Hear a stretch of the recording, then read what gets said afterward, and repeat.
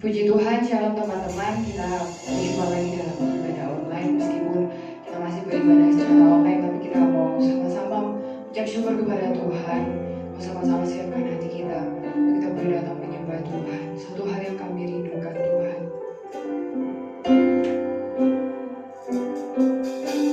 Satu hal yang ku rindu, berdiam di dalam rumah-Mu. Satu hal yang ku minta, menikmati baik-Mu Tuhan. Lebih baik satu hari di pelataran-Mu daripada 1000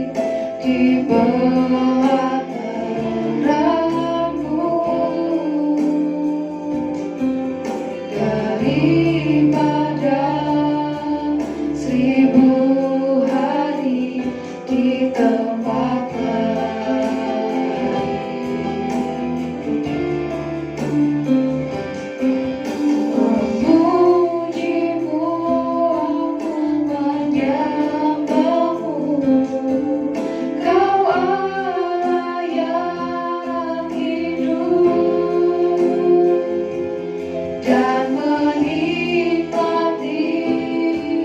semua kemurahan-Mu lebih baik. Lebih baik satu hari di pelataran-Mu daripada 1000 hari di tempat lain.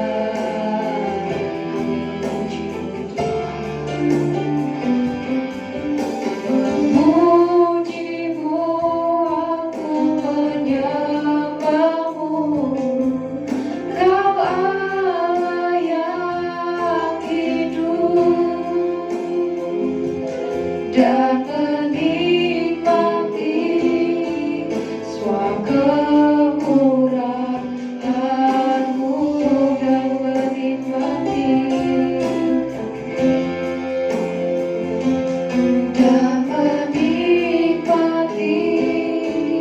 semua kemurahan-Mu, dan menikmati Tuhan, dan menikmati semua kemurahan-Mu.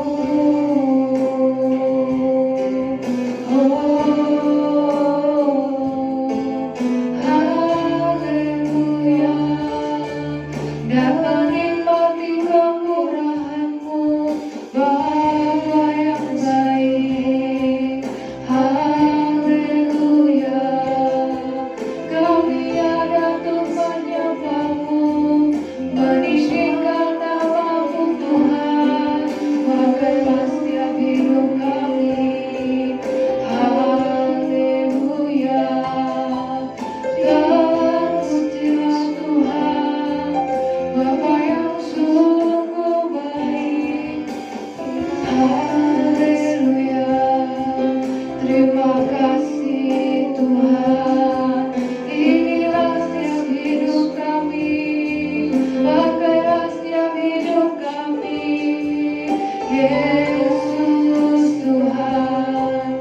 Haleluya, terima kasih Bapa yang baik. Lebih dari segalanya kami rindu Kau Tuhan. Terima kasih Tuhan. Lebih dari segalanya, ku ingin Kau Tuhan. Emas, perak, dan permata tiada arti. Kami lebih lagi Tuhan. Ku ingin lebih dekat, bersekutu denganmu, jadikanku hamba setia kepada. Nah, sekali dikatakan lebih dari segalanya Tuhan, kami rindu Engkau Tuhan. Lebih dari segalanya,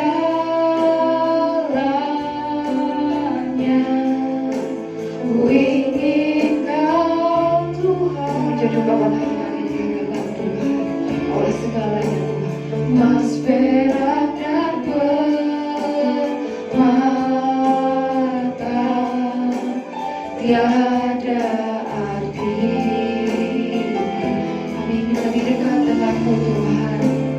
Ku ingin lebih dekat,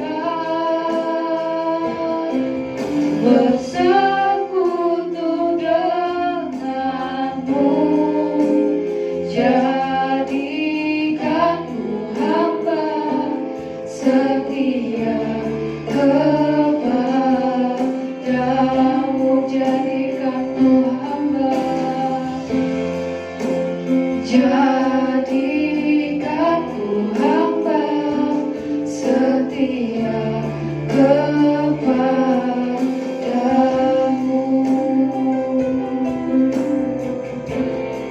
Pujian ini menjadi penyataan kami di hadapan Tuhan. Sungguh kami ingin lebih dekat lagi denganmu Tuhan. Kami boleh menikmati hadiratmu dalam setiap hidup kami Tuhan. Terima kasih Bapa yang baik, terima kasih. Bekerjalah selalu dalam setiap kehidupan kami. Kami membutuhkan penyertaan Tuhan dalam setiap kehidupan kami. Terima kasih Bapa yang baik, terima kasih.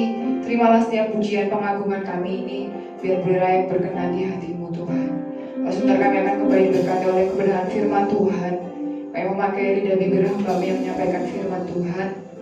Biar kiranya setiap firman Tuhan yang keluar boleh berasal dari Tuhan, jadi kekuatan bagi setiap kami Tuhan.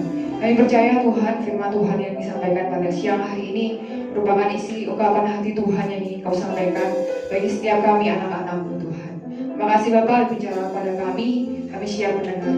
Dalam nama Tuhan Yesus Kristus kami sambut kebenaran firman-Mu. Haleluya. Shalom teman-teman, gimana kabarnya pada siang hari ini? Kita bersyukur buat semua kebaikan Tuhan kepada kita. Kita masih dalam keadaan sehat, dalam keadaan pemeliharaan Tuhan. Oke, puji Tuhan. Gak terasa ya, hampir 4 bulan lebih kita ibadah online. Tapi biarlah itu bukan menjadi penghalang buat kita untuk kita tetap bisa mendengar firman, membaca firman, beribadah kepada Tuhan. Tapi biarlah semuanya dalam kehidupan kita, karena firman Tuhan mengatakan akan tiba saatnya kita akan menyembah Tuhan di dalam roh dan kebenaran. Jadi dimanapun kita berada, kita bisa beribadah kepada Tuhan, menyembah kepada Tuhan, karena Tuhan itu roh adanya. Oke, puji Tuhan, kita akan sama-sama merenungkan kebenaran firman Tuhan di dalam Kejadian 39. Kejadian 39 ayat yang ke-5 dan 6. Kejadian 39 ayat 5 dan ke-6. Kakak bacakan. Sejak ia memberikan kuasa dalam rumahnya dan atas segala miliknya kepada Yusuf, Tuhan memberkati rumah orang Mesir itu karena Yusuf. Sehingga berkat Tuhan ada atas segala miliknya, baik yang di rumah maupun yang di ladang. Segala miliknya diserahkannya kepada kekuasaan Yusuf, dan dengan bantuan Yusuf ia tidak usah lagi mengatur apapun selain daripada makanannya sendiri. Puji Tuhan. Kisah ini mungkin tidak asing bagi kita. Kita mengerti bahwa Yusuf sampai di Mesir itu karena ketika dia mengantarkan makanannya kepada saudara-saudaranya karena disuruh oleh papanya Yakub. Lalu ketika dia sudah mengantarkan makanannya, ternyata saudaranya ini sudah berikhtiar untuk membunuh Yusuf.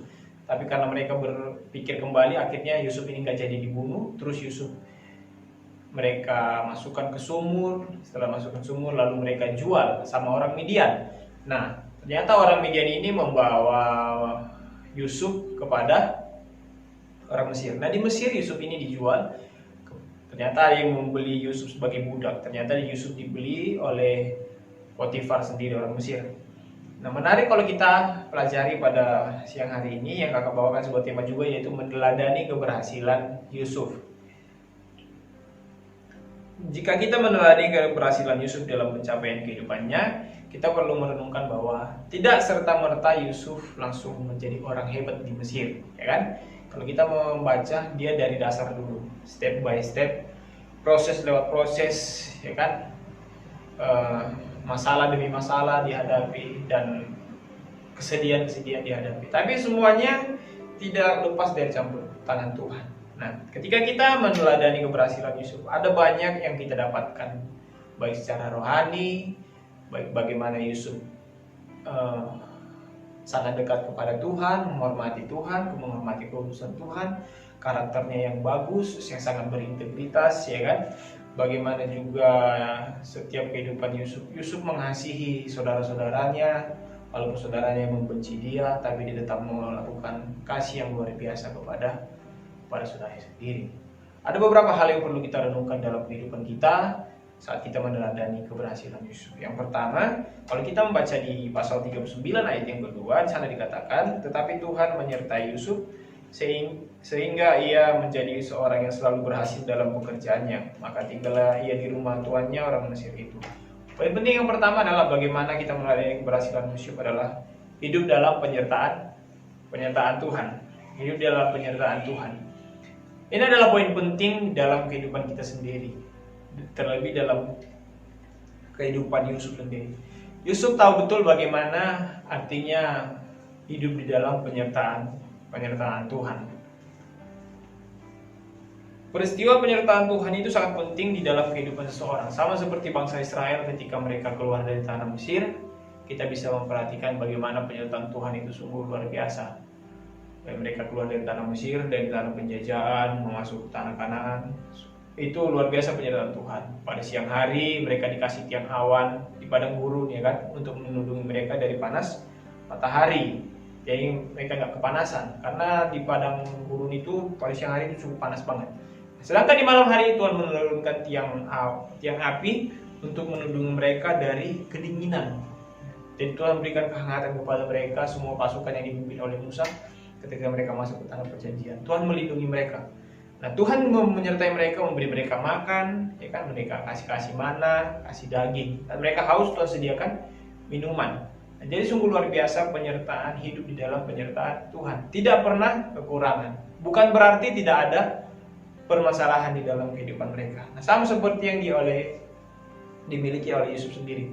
Ternyata Yusuf di sana dikatakan dia orang yang selalu mendapat penyertaan Tuhan. Hasilnya apa? Kalau kita membaca tadi di ayat yang ketiga, setelah dilihat oleh tuannya bahwa Yusuf disertai Tuhan dan bahwa Tuhan membuat berhasil segala sesuatu yang dikerjakannya. Nah, ternyata di sini ganjaran ketika hidup Yusuf disertai Tuhan itu apa? Segala sesuatu yang dia lakukan itu berhasil, ya kan? Dan Tuhan menyertai setiap pekerjaan Yusuf.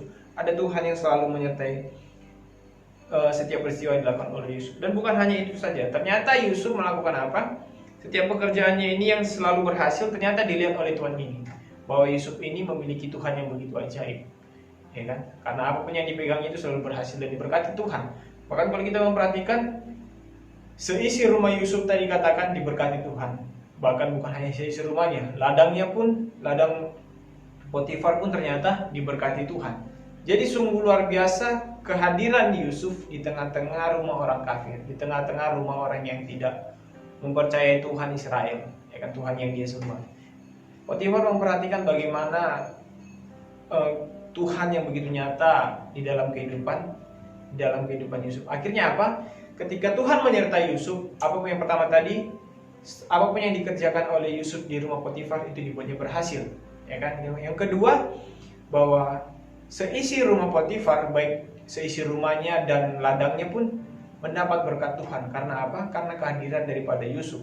Dan yang berikutnya adalah Yusuf menjadi orang kepercayaan.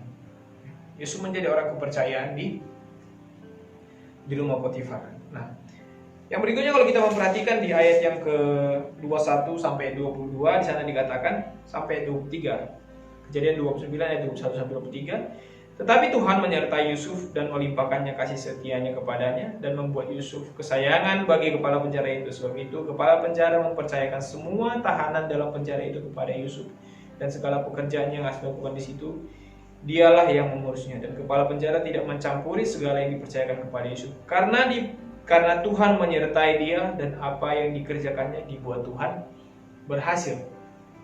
Nah, ternyata Tuhan membawa kehidupan Yusuf lewati proses lagi. Setelah dia menjadi orang kepercayaan di rumah Potifar, dia menjadi seorang budak, ya kan, seorang hamba yang pada saat itu nilainya nggak ada apa-apanya. Tapi karena penyertaan Tuhan di dalam kehidupannya, Tuhan mengangkat derajatnya. Coba bisa bayangkan seorang budak hamba yang tiba-tiba dia menjadi kategorikan menguasai seisi rumah dan ladangnya. Tentu ini hal yang luar biasa.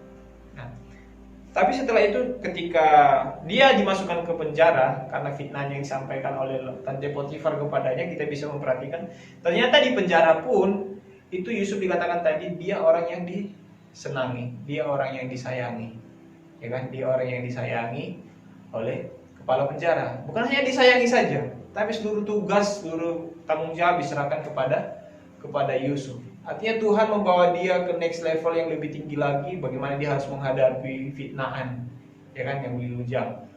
Pada sebelumnya dia sudah menghadapi kebencian dari saudara-saudaranya, iri hati dari saudara-saudaranya.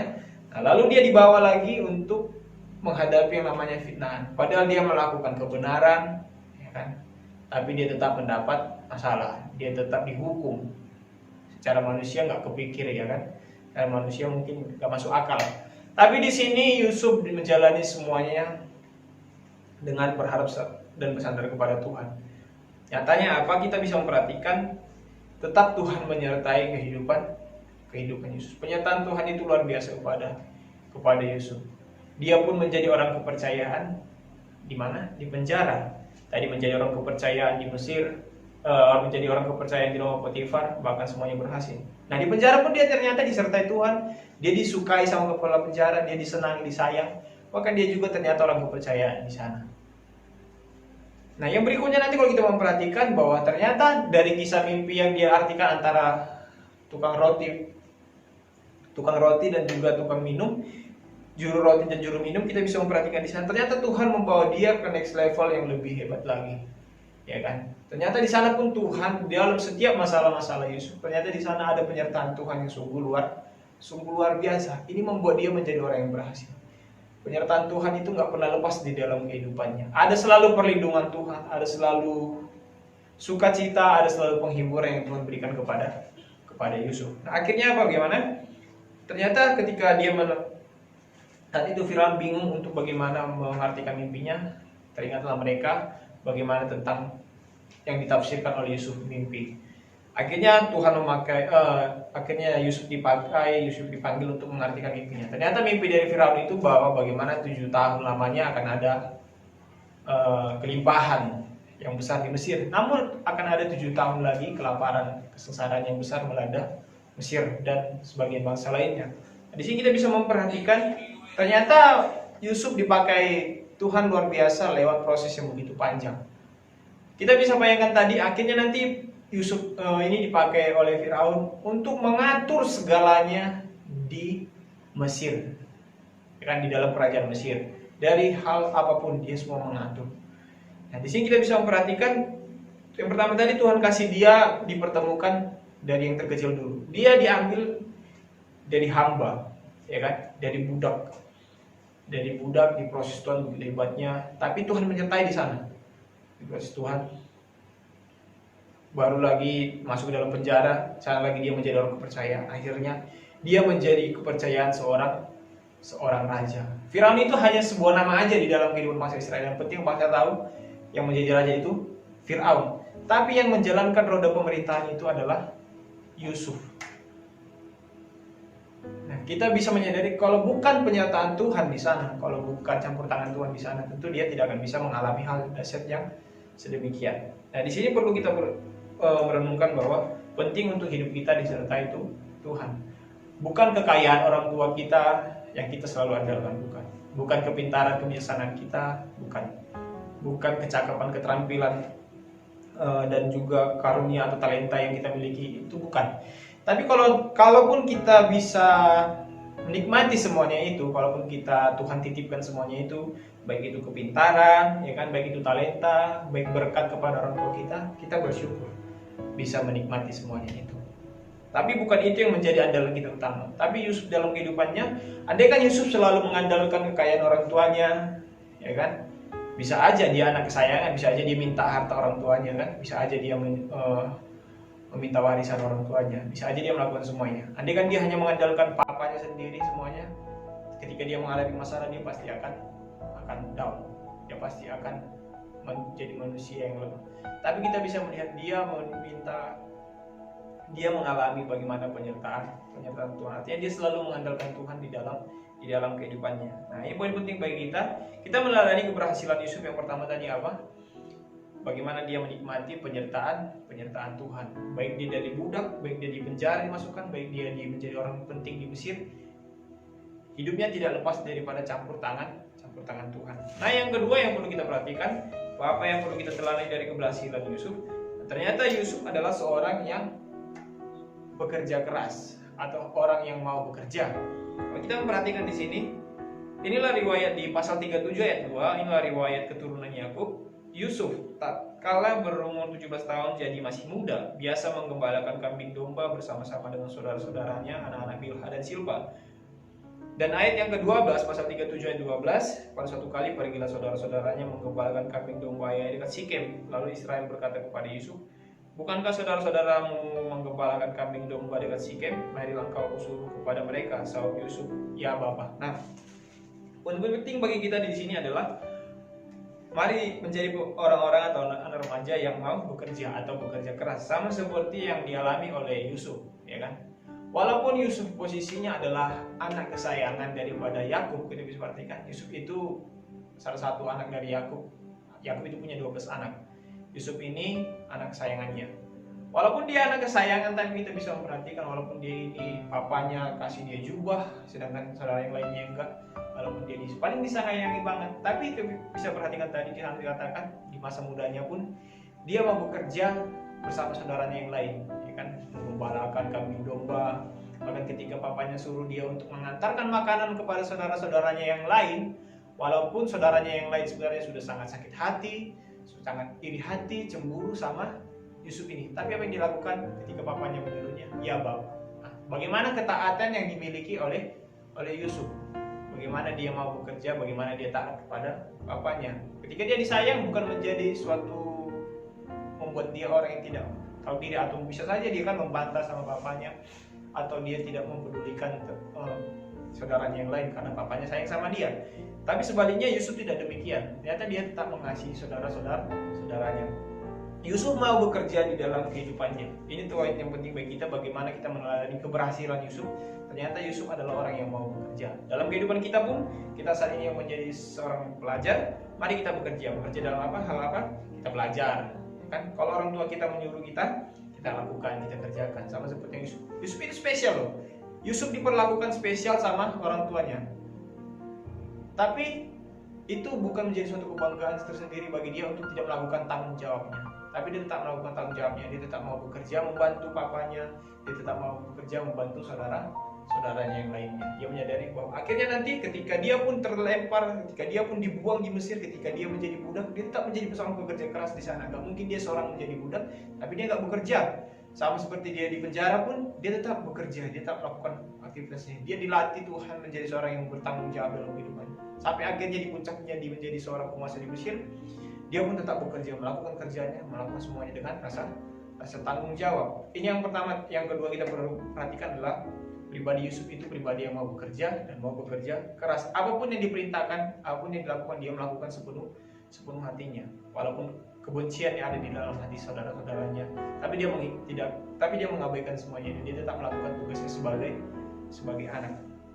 Nah, yang berikutnya yang kita perhatikan, teladan apa, keberhasilan apa yang dimiliki, yang patut kita contoh pada Yusuf.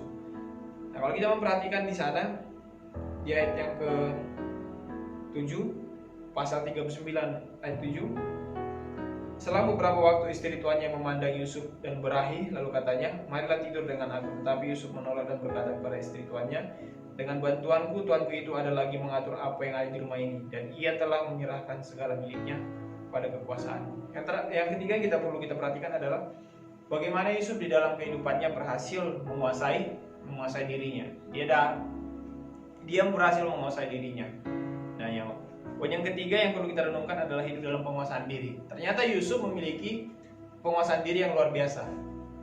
Disinilah terciptanya karakternya, disinilah terciptanya integritas daripada Yusuf. Bisa saja Yusuf meladeni rayuan daripada tante Potifar, ya kan? Karena tidak ada manusia yang memperhatikan. Tapi dia menyadari bahwa ada sepasang mata yang selalu memperhatikan kehidupannya.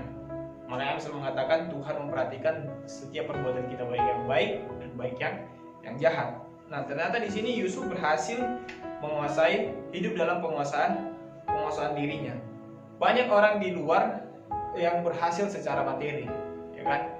Tapi dalam kehidupan realitanya mereka banyak yang jatuh, baik di dalam pornografi, baik di dalam pesta pora, baik di dalam minuman-minuman keras, narkoba dan lain sebagainya, ya kan? Padahal mereka memiliki harta yang cukup luar biasa, sama seperti yang dilakukan oleh Yusuf. Ternyata Yusuf pun walaupun dia menjadi seorang kepercayaan walaupun menjadi tangan kanan kepercayaan Potifar, dia menguasai dirinya sepenuhnya, dia melatih semuanya, ya kan? Karena gimana pun saat dia menjadi seorang yang hebat di Mesir, akan banyak godaan yang terjadi yang datang kepada Yusuf. Tapi di sini poin yang ketiga yang kita perhatikan adalah meneladani bagaimana hidup penguasaan diri daripada Yusuf sendiri. Dia melatih dirinya menguasai dirinya sepenuhnya. Bagaimana dia tahu bahwa isi rumah Potifar itu sudah disampaikan kepada Yusuf, baik hartanya, baik ladangnya, baik sisi rumahnya, semua sudah disampaikan. Hanya siapa? Hanya istri daripada Potifar sendiri. Dia menyadari demikian. Nah, itu poin ketiga kepada kita. Mari kita belajar menyadari dalam kehidupan kita untuk melatih setiap penguasaan diri kita. Dan poin yang terakhir, yang keempat adalah di pasal Kejadian 50 ayat yang ke-19 sampai ayat yang ke-20. Saya dikatakan, tetapi Yusuf berkata kepada mereka, janganlah takut, sebab aku inikah pengganti Allah. Memang kamu telah mereka-rekakan yang jahat terhadap aku, tetapi Allah telah mereka-rekakannya untuk kebaikan, dengan maksud melakukan seperti yang terjadi sekarang ini, yakni memelihara hidup suatu bangsa yang besar. Jadi janganlah takut, aku akan menanggung makananmu dan makan anak-anakmu juga. Demikianlah ia menghiburkan mereka dan menenangkan hati mereka dengan perkataannya.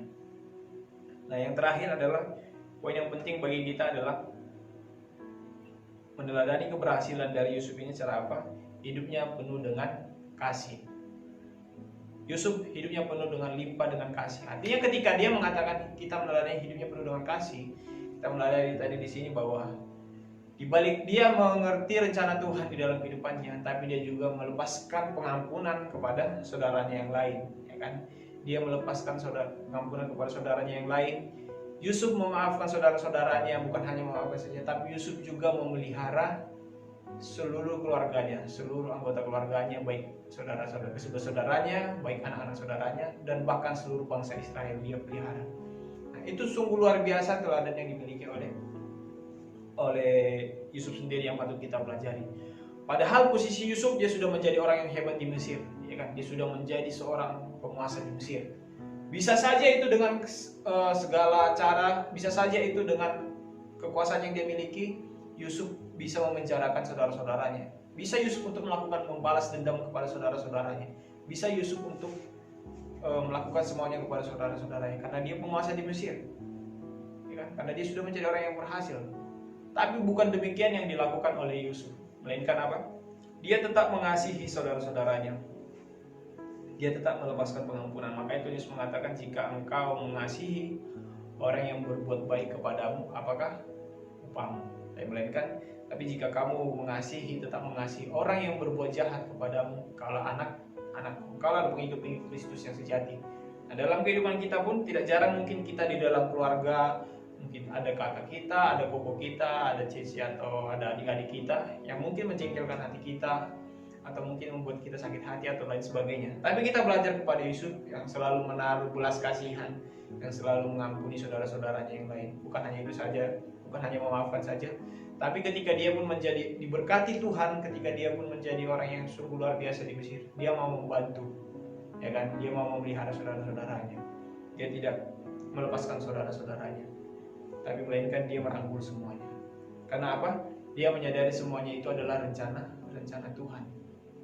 Mari kita meneladani kisah daripada keberhasilan Yusuf ini.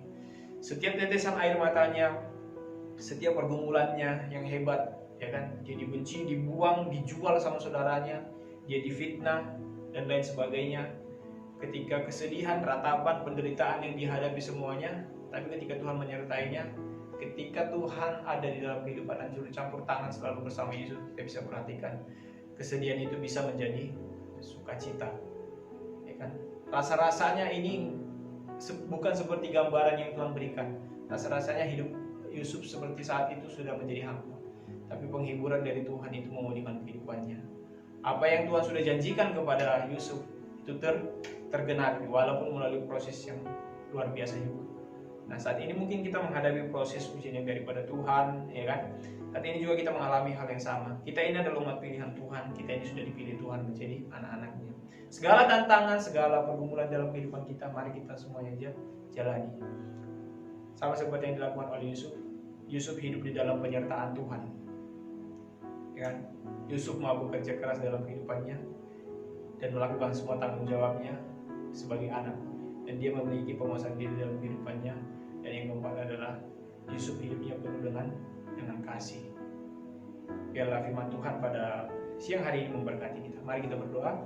Kami bersyukur buat kebaikan Tuhan dalam kehidupan kami. Terima kasih buat sepanjang hidup kami sehingga sampai saat ini Engkau masih menyertai dan memberkati kami. Terima kasih Tuhan, Kau terlalu baik di dalam kehidupan kami. Berkati kehidupan kami Tuhan, masa depan kami, pergumulan kami, serahkan semua ke dalam tangan-Mu. Tuhan yang menjaga, yang melindungi kami dan menyertai setiap kehidupan kami. Kemanapun kami melangkah, biarlah pimpinan Tuhan selalu memimpin kehidupan kami dalam pimpinan Roh Kudus-Mu dan dalam perlindungan malaikat surga-Mu. Terima kasih buat firman-Mu di siang hari ini Tuhan.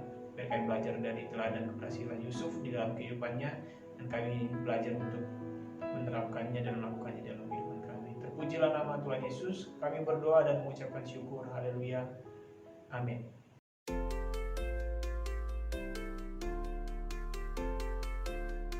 Teman-teman, minggu depan jangan lupa ya ikut ibadah. Teman-teman bisa akses di akun YouTube channel Genji Teen GPPS Jember. Kami mengucapkan welcome home bagi setiap teman-teman yang baru pertama kali hadir di ibadah online Genji. Ya, kami berharap kalian bisa bertumbuh bersama dengan kami. Sama-sama kita memuji Tuhan, sama-sama kita menaikkan ucapan syukur kita kepada Tuhan. Stay connect with us. Jangan lupa ya buat teman-teman yang belum subscribe YouTube Genji, yuk sama-sama kita subscribe YouTube-nya supaya kita dapat update terbaru tentang ibadah-ibadah selanjutnya. Dan bagi teman-teman yang belum follow Instagram Genji, yuk sama-sama kita follow Instagram Genji di genji.teen supaya kita dapat info-info terbaru tentang seputar ibadah Genji. Dan bagi teman-teman yang memerlukan bantuan doa, dapat menghubungi nomor yang tertera di layar. Bagi teman-teman yang belum masuk dalam Connect Group, yuk sama-sama menghubungi nomor yang ada di layar. Sekian pengumuman minggu ini, Tuhan Yesus memberkati. Kita sudah membaca dan mendengarkan pengumuman untuk ibadah Genji. Kakak berharap kita semua untuk tetap menjaga kesehatannya masing-masing, mengikuti protokol pemerintahan yang ada.